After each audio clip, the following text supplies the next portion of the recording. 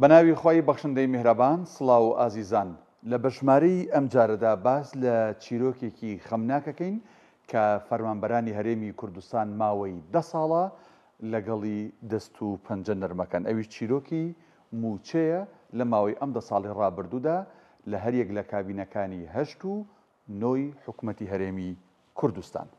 باش دابەشکردنی 34 موچە بە سیستەمی پاشەکەوت یەکێک لە با بڵین ئیبداع نوێیەکانی حکوومەت ئەوە بوو کە با بڵین سیستەمی پاشەکەوتی پەیڕەو کرد لە ساڵی 2016 دوانزە مانگی ساڵی 2016 واتە هەموو ساڵەکە موچەی بە سیستەمی پاشەکەوت کە ئیتر هەر مانگەی یان هەر جارەی بە شێوازێک پاشەکەوتەکرا.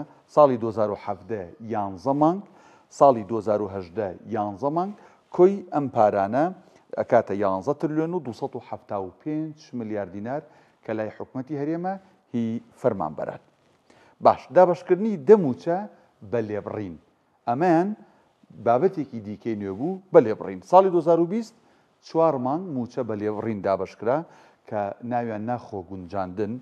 ساڵی 2021 6 مانگ بە لێبڕین موچە دابشکرا کۆی گشتی پارەی بڕدراو لە فەرمانبەران 1 تریلیۆن و 854 ملیار دینار حکوومەت موچەی فەرمانبەرانی بڕی و وەک قەرز بە حساب لای خۆیەتی، بەڵام کەس نازانەکە ئەم قەرزە ئەترێتەوە.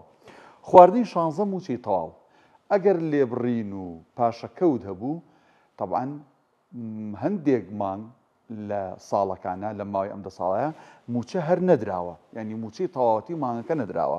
ساڵی 2015 4 دانە مانگ موچە نەدرا، ساڵی 2017 1 مانگ، ساڵی 2020 7 مانگ، ساڵی 2023 3 مانگ، باشە ساڵی 2024 1 مانگ موچە نەدرا. پارەی ئەمانە هەموو کۆکەیتەوە کۆی گشتەکەی ئەکاتە 14 تریلیۆن و 299 ملیار دینار کە پارەی فەرمانبەرانە دیسانەوە لای حکوومەت. باش کۆی موچە خوراوەکان لە ماوەی ئەم 10 ساڵەدا بەم شێوازەیە: 34 موچە بە سیستەمی پاشەکەوت کە بایی 11 تریلیۆن و 275 ملیار دینارە پارەکەی کە لای حکوومەتە.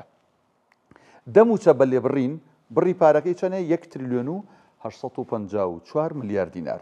16 موچەی تەواو هەر نەدراوە بە فەرمانبەران، واتە ساڵێک و 4 مانگ لە ماوەی ئەم 10 ساڵە ئەگەر حسێبیکەین هەر موچە نەدراوە بە فەرمانبەران.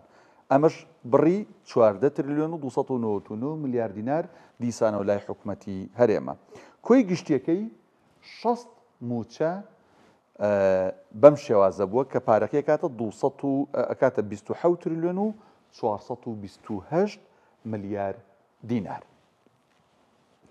باشە لە مانگی نۆی ساڵی 2015 تاوەکو ساڵی 2020 تا ئێستا کە من ئەم بەژمارەی تێدا تۆمارەکەم لە کۆی 112 مانگ، باشە تەنیا 52 مانگ موچە بە تەواوەتی دراوەتە لە نیوەی کەمتر موچە بە تەواوەتی بەبێ لێبڕین بەبێ پاشەکەوت دراوە بە فەرمانبەران. 6 دانە مانگ وەک لە گرافیکی پێشوشا باسمان کرد سیستەمی پاشەکەوت و لێبڕین و خواردنی تەواو بەسەر فەرمانبەرانی هەرێمە پەیڕەو کراوە.